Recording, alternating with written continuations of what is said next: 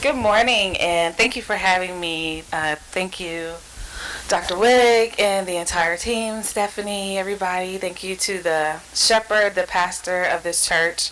Um, wow, that was a lot.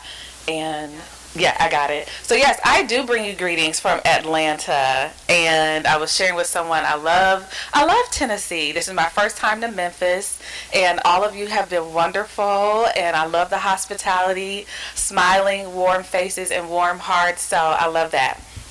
I'm going to get started because I have a lot of information. So, like Dr. Wick just shared, I'm a gerontologist, servant leader. I wear many hats in the field, but if you ever ask me, I would just say I work with seniors and I love older adults.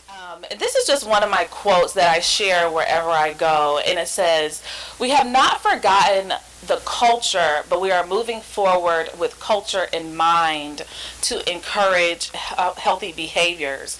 And I say that because I work with all older adults from all ethnicities. And one of the things that I like to keep true and authentic is culture from for whatever that means to anybody. And I know we're living in a society that's aging and we're technologically savvy and we're QR codes and we're downloading things. However, paper is still necessary. So we like to move forward and we like new things, but I like to be respectful of those things that brought us to where we are now, right? Uh-oh. Okay.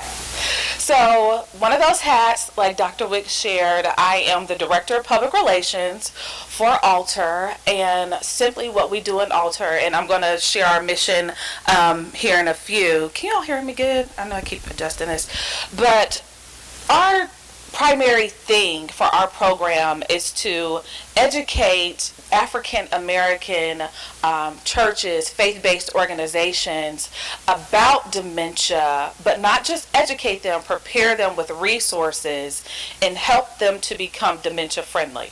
Okay, dementia friendly not just for their congregation, but for the communities that they serve. That's it in a nutshell. Here is our delightful, wonderful team, but we could not be who we are if we did not have partners like Dr. Wig and everyone that sees the benefit in what we do. But it's spearheaded, founded by Dr. Fayron Epps. She is not at Emory anymore, as it says here. She is in Texas at the University of Texas, San Antonio. But she is our founder. You see Mia Chester there at the bottom, the first picture. She's our project director. Then myself, director of public relations. Janelle Gore, who's our community outreach director. Also Robin Frazier. She is our Minnesota site coordinator. So we're based out of Atlanta, but we have sites around the United States. Then we have Andrea Price, who is our Virginia site coordinator. And so as we grow, we have to keep making changes to the website because not listed here is some of our team out of Pittsburgh and out of Mississippi as well. And so before I go any further, I'll just give you a little history on who we are. The program was birthed out of research. Dr. Epps is a researcher, and it was built out of what we call our Faith Village Research Lab. And it was basically just to see what our faith leaders knew or know about dementia and Alzheimer's disease. So it grew out of that research project. So once our first church became educated, the bishop said, okay, we're educated, we know the signs, we know the symptoms, so now what? What do we do? Because I can't help them with just knowledge. And so that's where the program just kind of blossomed into, okay, well, we need to make partnerships. We need those relationships like the gentleman just mentioned. Our relationships with Alter are vital in what we do. We could not move forward if it were not for some of the relationships that we have with different agencies in every state. So that's how it was birthed. But before I move forward, I just have to say, and I know they've left, but to talk about the brain, that was the perfect segue in the last presentation to prepare you for what we're getting ready to talk about today. So we know about stress brain. And so while I was sitting there, I was stressed, looking at the stressed brain, and I'm saying, no, I wonder where am I on this? Am I on the left or am I on the right? But, if we continue to operate in stress brain, it increases our probability of hypertension, high blood pressure, which could also put us at risk for cognitive decline such as dementia. Okay? And so imagine years, I'm not talking about one incident, but years of a stressed brain, years of worry, years of having chronic disease such as hypertension go untreated. Okay, that could have a long-term effect on our brain, which could possibly lead to dementia. So I'm going to start off with that in my presentation, is letting you know about dementia, some of the most common forms of dementia, signs and symptoms of dementia. So what is dementia? All right, what is dementia?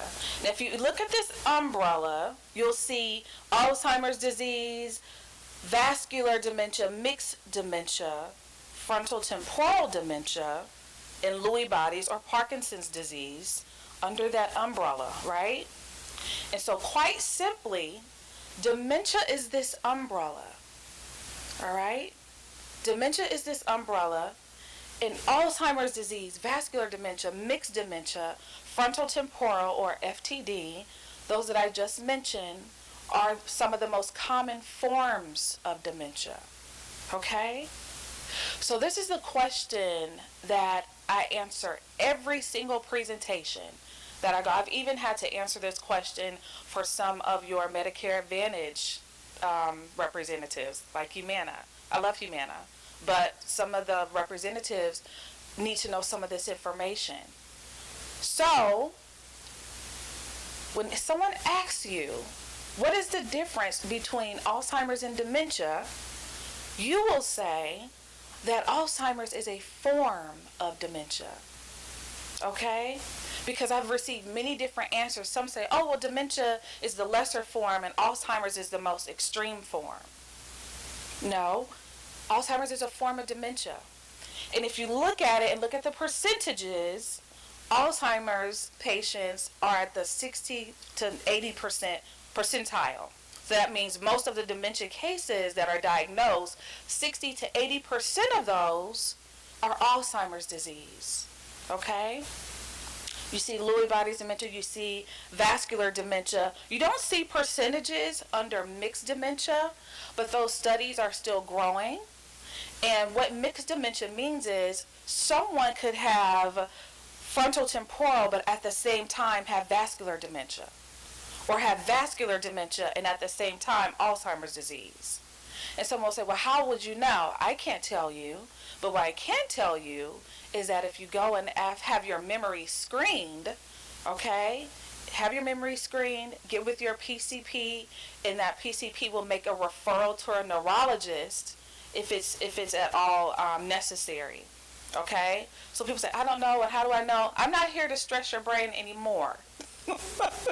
I get that. I get that too in every presentation that I have, not just with older adults, but with caregivers as well, from millennials on up. And they look at signs and symptoms and what I'm saying, and they've already put a diagnosis on their grandfather or on their grandmother. And I'm like, no, we're just going to do it the proper. We're not going to Google it. And I want you to raise your hand with me and say, I will not Google it. I will not Google it loud and strong. Okay? I will not Google symptoms. I will see my primary care doctor. Okay? And so at the bottom, here is the correct definition. Dementia is the loss of cognitive functioning and behavioral abilities to such an extent that it interferes with a person's daily life activities, or we call them ADLs. So what that means is my memory loss is becoming so severe that I'm not able to function and do some of those everyday things like I would normally do. What are those everyday things? Bathing, dressing, the simplest things that we wake up and we just know to do off the back of our head. Okay, eating, driving, remembering how to go from my home to the grocery store and back. Yes, and back. How to go from my home to my doctor's office. Okay? So to such an extent that it interferes with those activities. Another thing, dementia is caused by physical changes to the brain. Okay? And dementia is not, everybody say not a normal part of the aging process. Okay? And I have a great example for you. So, I have an aunt, she's 89, she'll be 90 in August. She is alive, thriving, and kicking. And she has a boyfriend. And her her boyfriend is 106. And when the eclipse happened, they were in the drive-thru at McDonald's. But her boyfriend will be 107 next month. And he wows doctors every single visit because he does not have dementia. And it's almost like they expect something to be wrong. And if I told you that not only is he dementia free, but he doesn't have anything else. He does not have hypertension. He does not have diabetes. He does not have heart disease. And he lives by himself, high cholesterol. He has an extremely clean bill of health.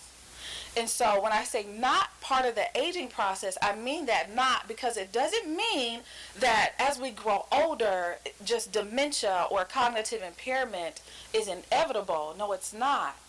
And some people, yeah, it will happen. But in some people, it may not, okay? So remember that. Okay. So here are signs and symptoms of dementia. Okay? Again, we're not going to be on high alert. When I read the signs and symptoms, these are just signs and symptoms that I'm reading, okay? So, the number one thing that people always say is memory, correct? Loss of memory. That's the most common sign that we see, memory. But how many of us know that it's short-term memory? It's not just all the memory wiping away. A person that may begin to show signs of dementia may have short-term memory challenges.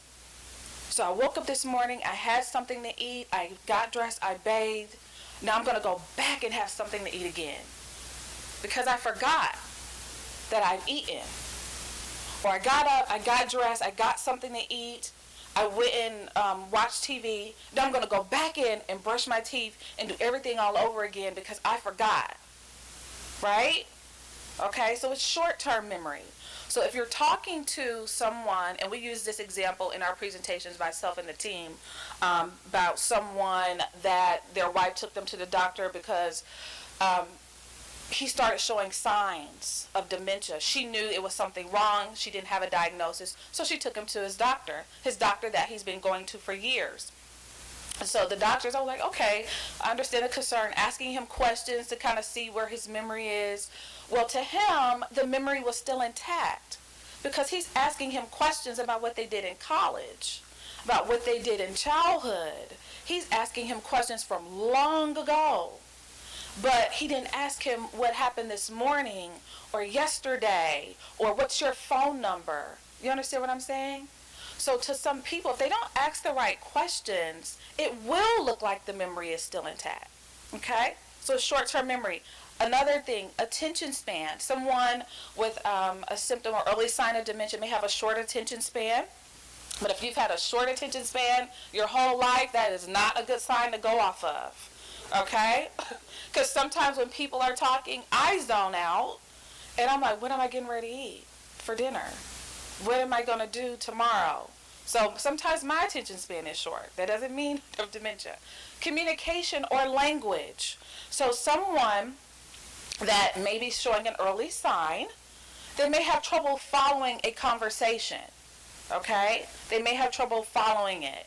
And so they may ask questions that will take that person or that conversation all the way back to the beginning. Okay? Also, in the conversation, they may have trouble finding the right word for something. Okay? So, So we know communication cues or verbal cues in conversation, right? So when someone's talking, you know how to be an active listener. And you're shaking your head and you're yes and you're nodding and you're showing that person that you're engaged. And when a person pauses, you know to throw in a cue, right? So some individuals that may be or maybe not diagnosed, but they may have started showing early signs or know that they're having trouble following, they still know verbal cue behavior in conversation. Okay? So it's easy for me to hide that I'm not following you and I don't know anything you just said. But your behavior in the cues and conversation let me know I should pause right here. Or I should nod right here. Okay? Am I making sense? Okay. Moving on. Reasoning, judgment, and problem solving. Okay? So someone, and I'll use my grandmother for example, she was didn't receive a formal diagnosis before she passed a few years ago, but I knew it was vascular dementia because she had been having many strokes. And she was feisty, and she was also well versed in account receivable. That's where she retired from, accounts receivable. So every bill was paid on time, ahead of schedule. No issues with that. But as the dementia kept progressing, the bills kept piling up because she didn't understand how to pay the bills anymore. What she needed to do, how she needed to do it, and then we're moving away from writing checks and sending them in to paying online and over the phone. So it becomes a trust issue. I'm giving this person my information. I don't know how to navigate the internet. So bills begin to pile up. Okay? Other things with reasoning and judgment, it may even come in the form of someone being inappropriately dressed for weather. So if I pick you up in the summer, I pick up my friend, we go to the senior center every Tuesday and Thursday, and it's a hot summer day. It's 85 degrees here in Memphis, and they have on a scarf and hat, and they are ready for fall. And you're looking like, what is going on? Something is wrong because it is hot outside. So that judgment and that reasoning may be kind of declining there.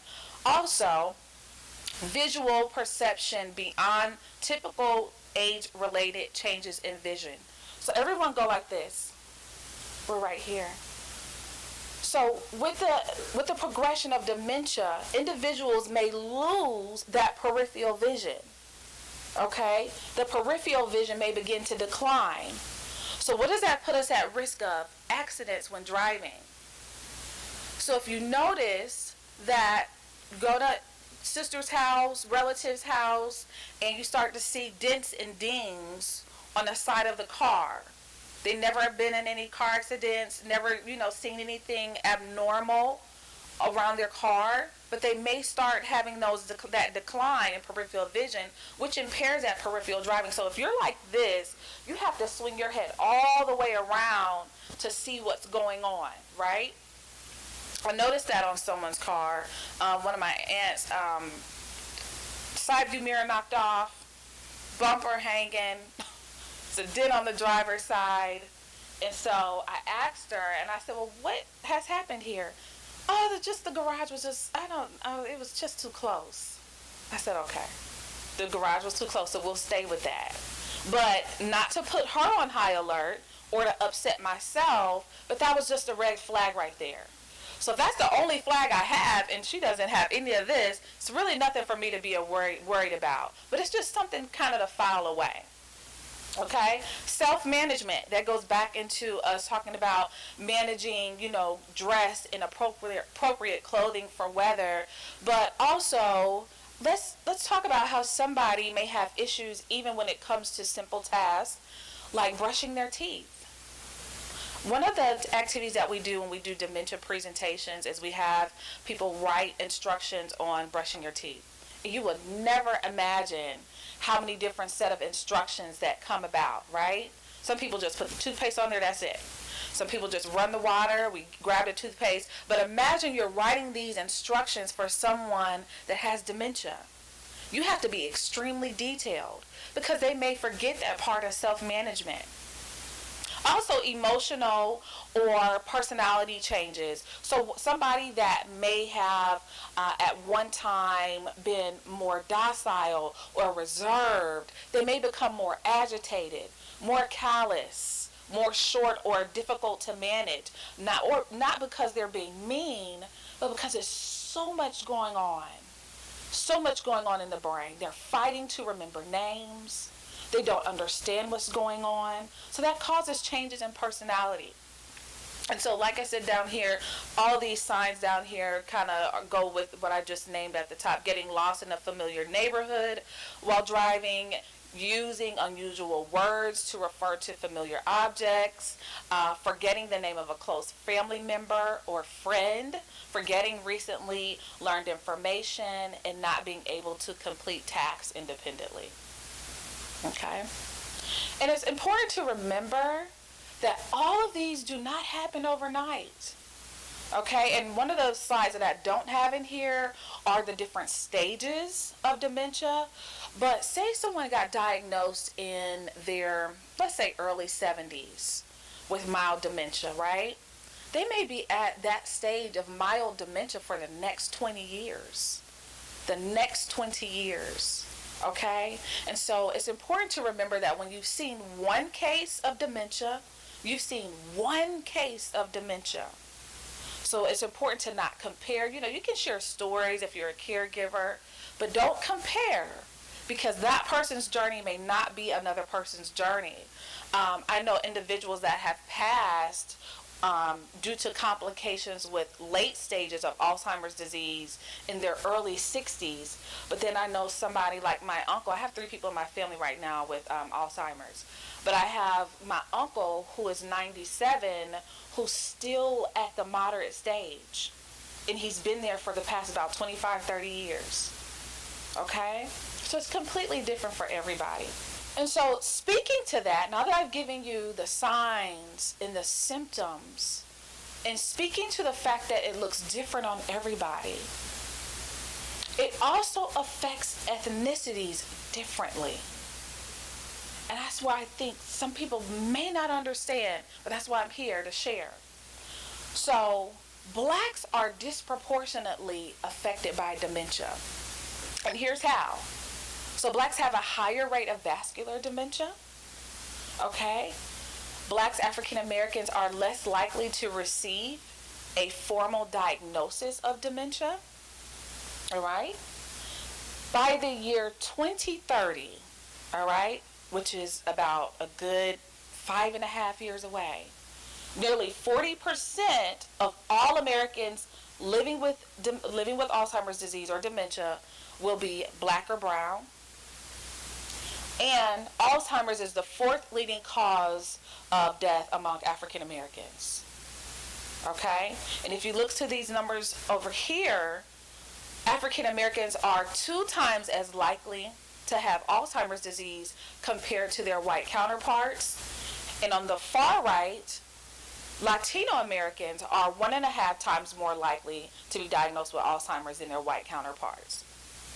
Some more facts. So half of African Americans say they have experienced discrimination while seeking care for a person living with Alzheimer's, and 48% of blacks report being confident they can access culturally competent care.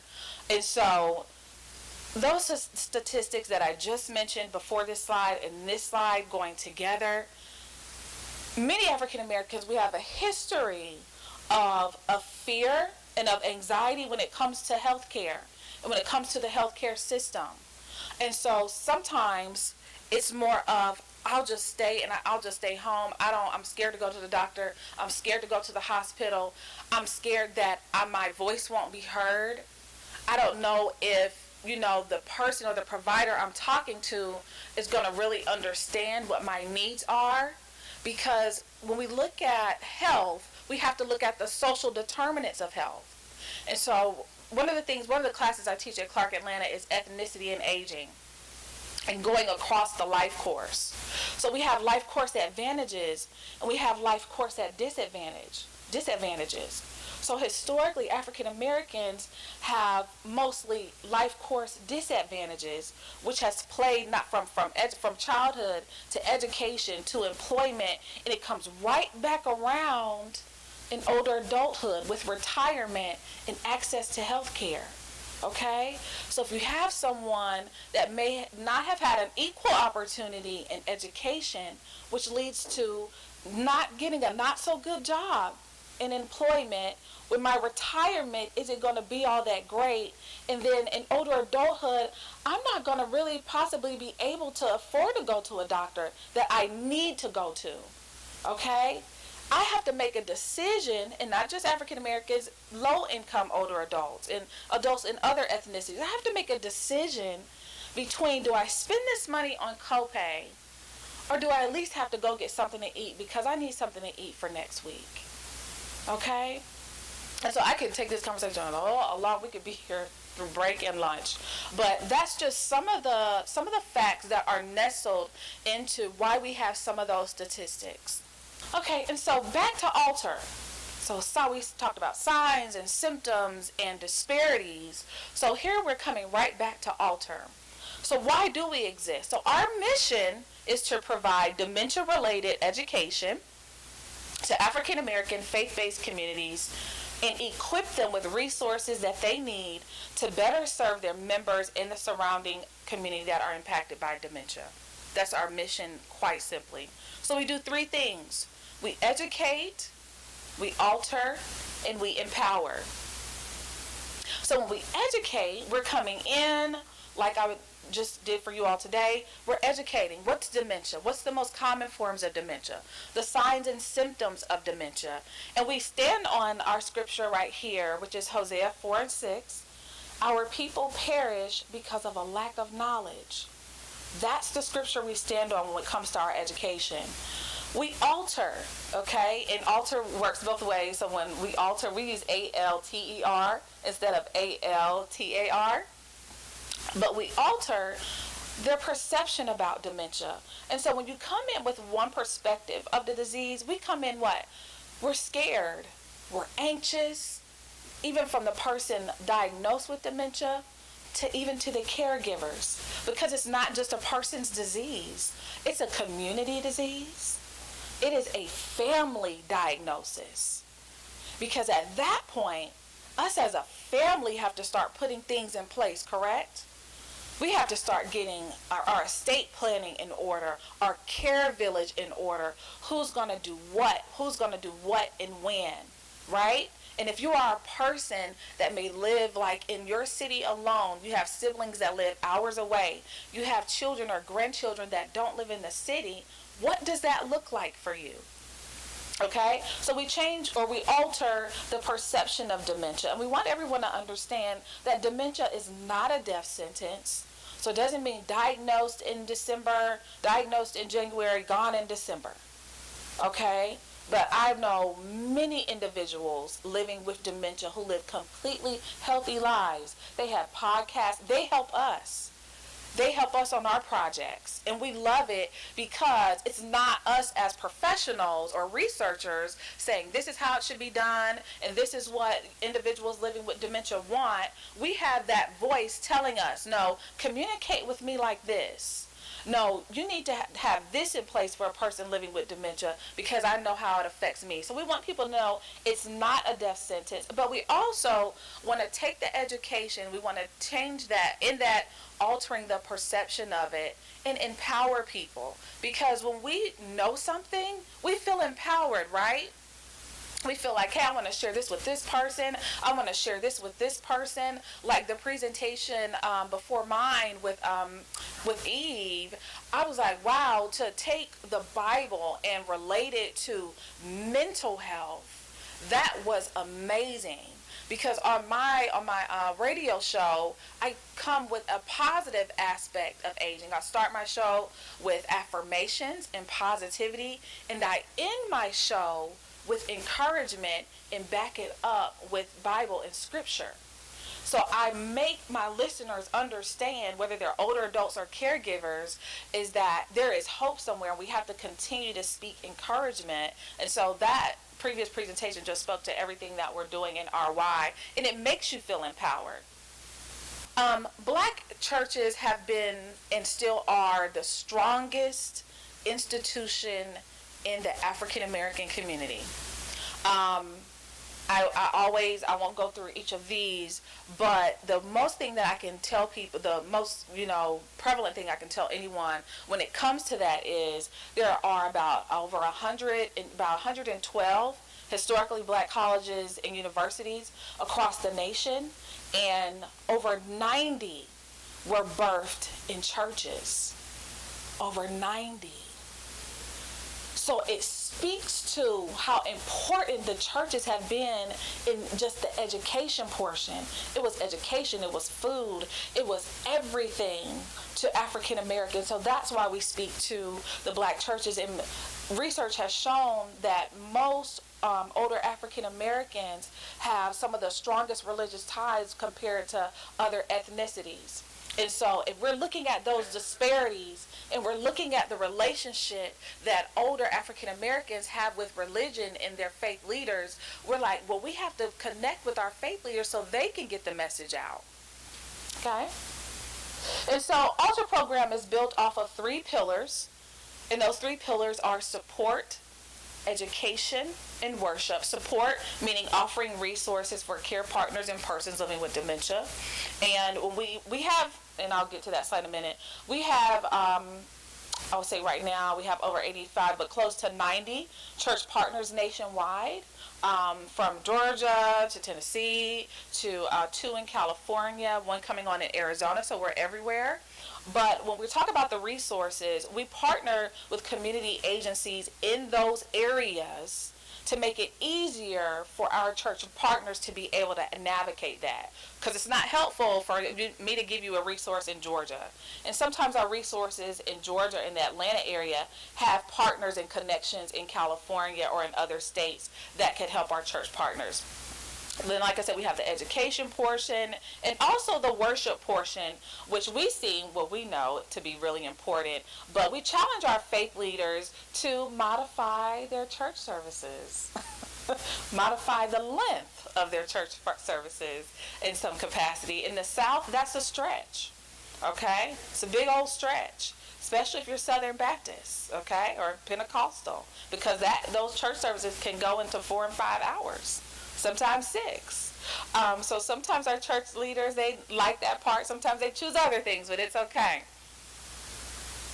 And so the education portion can be virtual. We offer virtual dementia tours, either with ourselves, some of our staff are trained, or we can do it with a partner that may be on the ground in that area.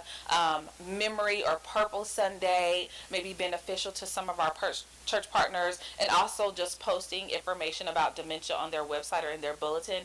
Under the support, again, not just resources, but some of our churches, they have found it more beneficial for their congregations to have respite programs or even memory cafes. And then again, under the worship pillar, the length of service can be modified, as well as the order of worship. And also some of our faith leaders may find it beneficial to use visual aids in their sermons. We have close to 90 church partners. Thank you. Nationwide. It's a 2-year partnership that we offer. Our churches will receive a welcome box. We also do a memorandum of understanding, and that's just so scary for people. I don't know why. But all it's saying is that you're going to be our church partner for a couple years, and you will do your best to implement 16 initiatives, not for us, but to help the congregation or that church remain dementia friendly for years to come. And then it's an opportunity to renew their partnerships at the end of those 2 years. So those church partners that rocked with us for 2 years will have the opportunity to be our legacy partners. These are some of our core activities that fall under those pillars. Some people assign our program to a ministry they already have. They may have a caregiving ministry, or they may assign it to the health ministry, and some churches have just said altar is its own ministry, but that's one of the activities that could be done. Displaying proper signage in some churches to make it not just visible to older adults, but individuals living with dementia, so they know where the exit sign is, they know where bathrooms are. I think we have a quiet room on here as a activity, and so what that means is, like, sometimes in our larger older churches there may be vacant rooms that they're not using. It may have used to be like a Sunday school room, but now they've transitioned that room into a quiet room for a person that may be in service living with dementia, and they may become agitated or ready to leave, or the attention span is just, they're not there no more with the service, so they can use that quiet room to be helpful for the caregiver. So this is our altar toolbox. Our toolbox is given to every one of our church partners.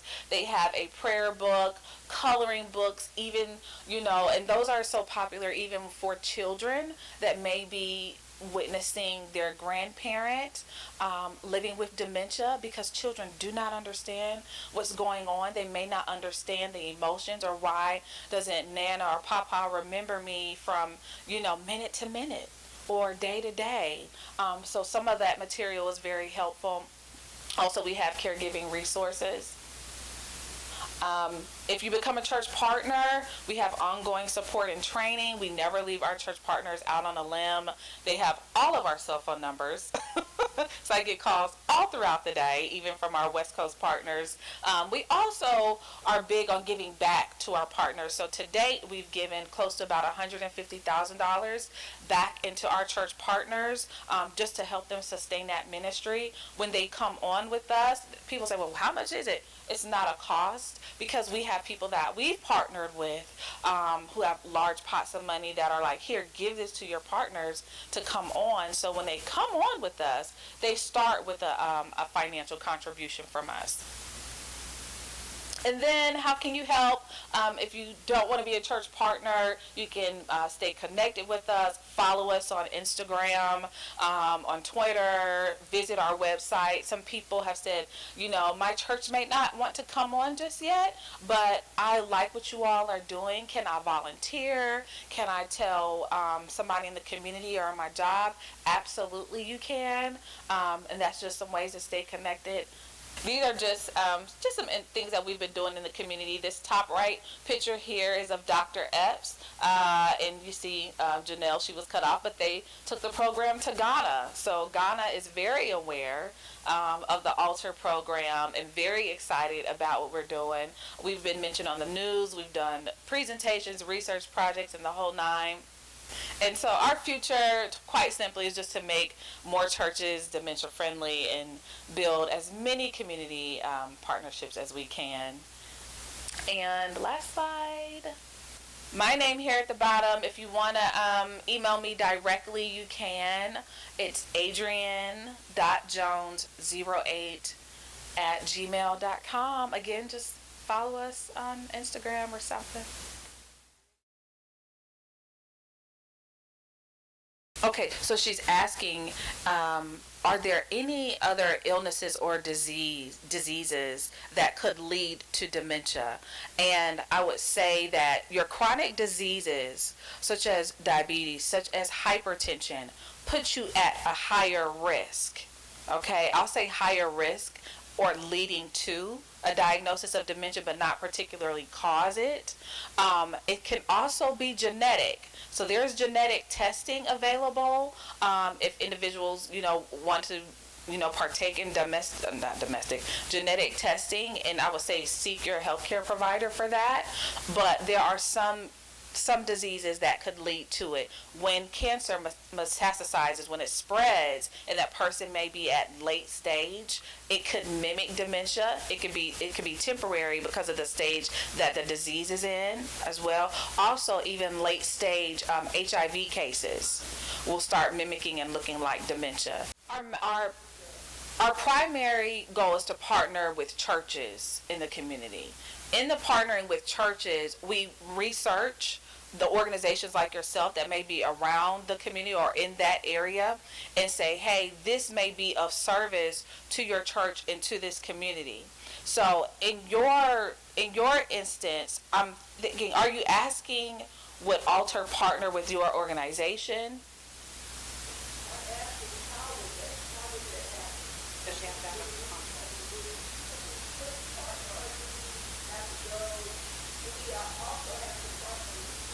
No, no. You can partner with us as a resource.